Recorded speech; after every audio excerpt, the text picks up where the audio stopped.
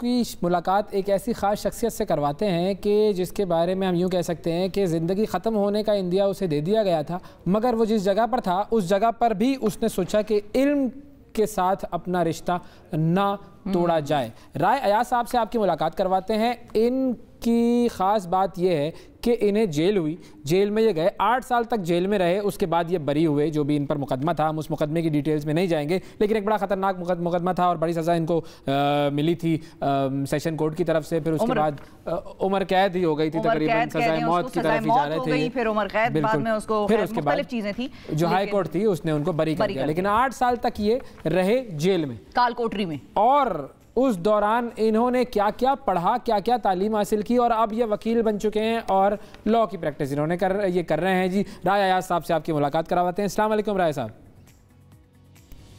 वालेकुम सलाम।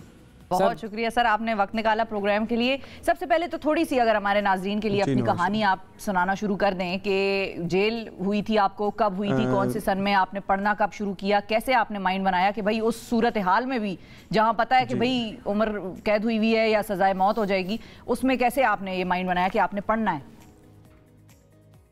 बेसिकली 2010 में मेरे पे एक FIR मर्डर की फेक हुई जिसको मैंने देखा भी नहीं था, ठीक है। 2012 में मैं उस मर्डर केस में अरेस्ट हो गया। 2012 में अरेस्ट होने के बाद 4 साल मैं अंडर ट्रायल रहा। अंडर ट्रायल से मुराद होता है जिस बंदे का केस अदालत में अंडर ऑब्जर्वेशन हो। अंडर ऑब्जर्वेशन के बाद सेशन कोर्ट ने मुझे उस केस में सज़ाए मौत दी और काल कोठरी में शिफ्ट कर दिया। काल कोठरी में शिफ्ट होने के बाद मैं वहाँ भी पढ़ता रहा। पढ़ाई से मैंने अपना नाता जो है वो छोड़ा नहीं, और फिर अल्टीमेटली जो मेरा केस है हाई कोर्ट में डबल बेंच ने समाअत किया और उन्होंने मुझे 2017 के एंड में, दिसंबर में ऑलमोस्ट जो है ना, वो बाइज़्ज़त बरी कर दिया।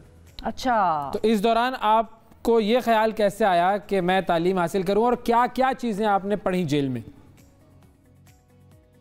भाईजान, इससे पहले 18 साल की उम्र में मैं एक स्टूडेंट ऑर्गेनाइजेशन का प्रेसिडेंट था, और जब मैं जेल एंटर हुआ तो मैंने देखा कि एक बंदा जो कि जिसकी आलमोस्ट 8 भी नहीं वो पास, ठीक है, और वो रूल कर रहा है, ठीक है। एक चीज़ ये मुझे बड़ी डिच की, जिसने मुझे कहा कि तालीम से इम्पॉर्टेंट कुछ भी नहीं। फिर मेरी फैमिली ने मुझे बड़ा सपोर्ट किया। उन्होंने कहा कि बेटा किलिंग ऑफ टाइम जेल में बहुत मुश्किल है, तो तुम ऐसा करो कि अपने आप को बुक्स के साथ इंगेज कर लो, ठीक है। तो अल्हम्दुलिल्लाह अल्लाह ताला की बड़ी मेहरबानी हुई, लोगों के मैं केसेस भी पढ़ता था, वो मेरे लिए एक अलग एक्सपीरियंस था। मैंने फिर उसके बाद जेल में रहते हुए ग्रेजुएशन की, मास्टर्स पॉलिटिकल साइंस में किया, जर्नलिज़म पढ़ा, अदीब उर्दू पढ़ा, ठीक है। डॉन में पढ़ता था, दुनिया न्यूज़ एक अखबार है वो मैं लगवाई हुई थी, वो मैं पढ़ता रहा। मतलब किलिंग ऑफ टाइम एक बहुत मुश्किल काम था, और मैंने यही सोचा कि मुझे पढ़ के एक एग्जाम्पल बनना है, और इसलिए मैंने अपनी पढ़ाई को कंटिन्यू रखा। वो तो आप बन गए, एग्जाम्पल तो आप बन गए वाकई। और आपने कोई दीनी तालीम भी हासिल की? Thank you. जी हाँ जी, मैंने कुरान पाक का तर्जमा और तफसीर जेल में रहते हुए पढ़ी है, और उसके अलावा छोटे छोटे कोर्सेज होते हैं वो मैंने जेल में रह के किया। तो ये सारी फैसिलिटीज कौन फराहम करता था आपको जेल में? किताबें और ये मना सारी नहीं किया चीजें? कि भाई तुम मतलब सजा याफ्ता हो, तुम पढ़ने किधर आ गए हो? बेसिकली ना ये एक अलमिया है हमारे सिस्टम का कि यहाँ अकामोडेट नहीं करते, ठीक है। तो अल्लाह का शुक्र है कि मेरी फैमिली जो थी वो मुझे सपोर्ट करती थी, और हम लोग किसी ना किसी तरीके से जो है ना वो मतलब सक्सेसफुल हो जाते थे। SSP जेल या IG जेल को इन्वॉल्व करके ना मेरी बुक्स वगैरह का इशू अगर कोई बनना, क्योंकि जेल प्रिजन लॉ जो है ना वो कहते हैं कि पहले आपने बुक्स को स्क्रूटनाइज करना है, ठीक है, कौन सी रेलिवेंट बुक है सिर्फ वो देनी।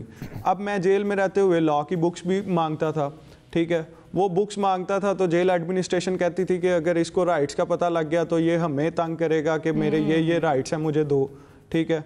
तो फिर उनके साथ कोऑपरेट करके ही चलना पड़ता था। कहीं पे उनसे रिक्वेस्ट करके काम करवाना पड़ता था, कहीं से किसी दूसरे तरीके से काम करवाना पड़ता था। तो इतने अरसे में आपका वहाँ पर किसी से कोई फड्डा वगैरह हुआ? जेल के भी तो मामलात मुख्तलिफ है ना, लोगों को दूसरे जो कैदी होते हैं वो भी तंग करते हैं।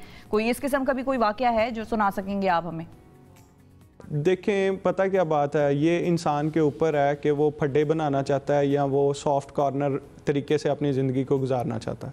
ठीक है, सब्र का दामन मैंने नहीं छोड़ा और अल्लाह ताला ने मेरे पे मेहरबानी की और मैं अल्हम्दुलिल्लाह जो है ना, मेरा एक जेल का वाहिद रिकॉर्ड है कि मैंने जेल में किसी से लड़ाई नहीं की, वायलेशन नहीं की।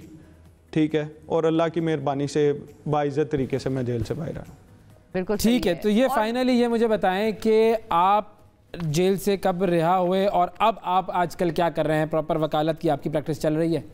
2017 के एंड में मैं जेल से रिहा हुआ और अब मैं अल्हम्दुलिल्लाह लॉयर हूँ। मैंने LLB किया है पंजाब यूनिवर्सिटी से और अब मैं प्रैक्टिस कर रहा हूँ। मेरा लाहौर हाई कोर्ट में ऑफिस है और मैं वहाँ पे लोगों के केसेस को डील कर रहा हूँ और जो बंदे गरीब हैं उनके केसेस मैं फ्री करता हूँ।